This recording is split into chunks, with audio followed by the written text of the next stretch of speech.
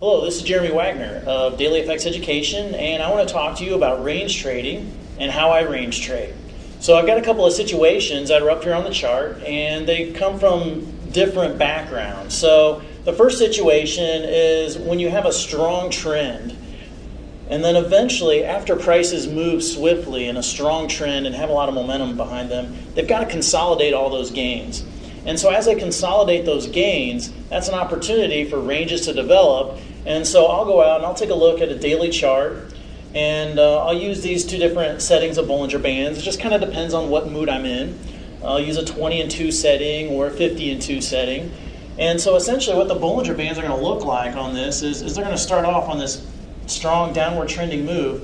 Bollinger Bands are going to start off and they're going to widen out as the volatility picks up. And then eventually these bands will begin to trade sideways. And so it's in this sideways movement is what I'm going to be looking for as a trader. You see my bands are horizontal. They're also parallel to each other. I've got really no net gain or net movement in the price. And I also have no net gain or net movement in the Bollinger Bands as well. And this is more likely to occur when you use the 50 and 2 setting. So if you take a currency pair like the Swiss yen, that's a currency pair that eventually, sometimes it may get into some strong trends, but a lot of the times it's just going to oscillate back and forth. And so on a Swiss yen, I'll definitely use a 50 and 2 setting and widen it out, because those could be good levels of support and resistance. And so how I trade this, and by the way, in both of these range trading scenarios, I'm going to be very picky with my range trade setups, meaning I want to be looking for that ideal tight stop or that ideal situation where it's hitting that extreme of the range.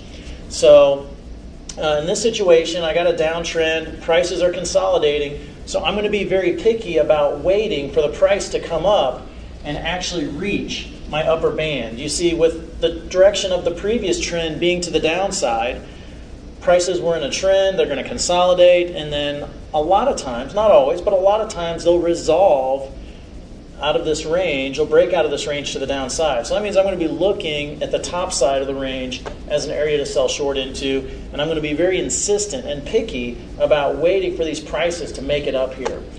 Because a lot of volatile or trending movements, you just never know. If you enter in this area, and then sometimes you'll get the bounce up, and you don't quite have that good risk-reward ratio. Whereas if I am very picky, and I'm going to miss a lot of trades doing this because I do want to be picky. I want to make sure I have this good tight stop risk-to-reward ratio.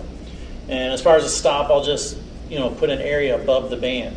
So that's the first situation. Looking at a daily chart, looking at Bollinger Bands, at least a 1 to 2 risk-to-reward ratio, being very picky on my entry. Now, the second type of range situation is one where maybe I've run into a string of losses on my trading, and maybe I'm a little down on my luck, and kind of beat myself up because I've had a couple of losing trades. And I think you know what I'm talking about as far as entering into those types of emotions and situations. When that happens, a lot of times what I'll do is I'll go out and I'll take a look at the Aussie Kiwi. And the Aussie Kiwi, the Aussie New Zealand dollar, can be kind of a boring or a very unexciting currency pair. And as a matter of fact, if you pull it up on like a 4-hour chart, or even do like a 1-hour chart, you're going to see candles that look like this. I mean, it looks like a bunch of dojis just lined up on top of each other, and it doesn't look like they're really going anywhere. And so you immediately move on to the next currency pair because you're thinking, well, why would I want to trade that? Prices aren't going anywhere. But that's exactly what I'm looking for, especially after I've had a string of losses and I want to kind of get those moral victories and getting back in the right swing of things. I'll come out, I'll check out the Aussie Kiwi, and you'll notice if you take a close look at the chart, prices are going to oscillate and bounce up and down in between strong support and resistance levels. And so I'm simply going to come out, I'm going to look for these support and resistance levels and play that range. And it won't come across as, knocking off 100 pips overnight. You go to bed that night, you wake up the next morning, and you got 100 pips in your pocket.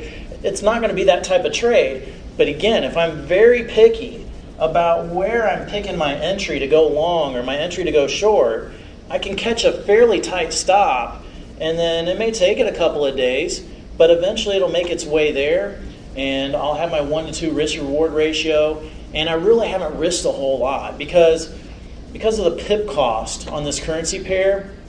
The pip cost is much less, so dollar-wise, you're not going to make a ton of money, but it's more of that moral victory of walking away with that win, especially after I've had a string of losses.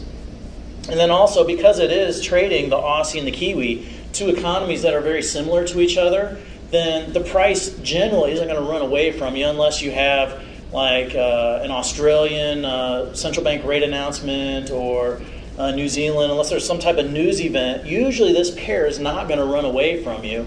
And so that's why I like looking at it in ranges, and especially if I've run through a string of bad luck or I'm getting down on my luck. I'll use this as a way of catching up some moral victory. So that's how I use range trading, and I want to wish you the best of luck in your trading as well.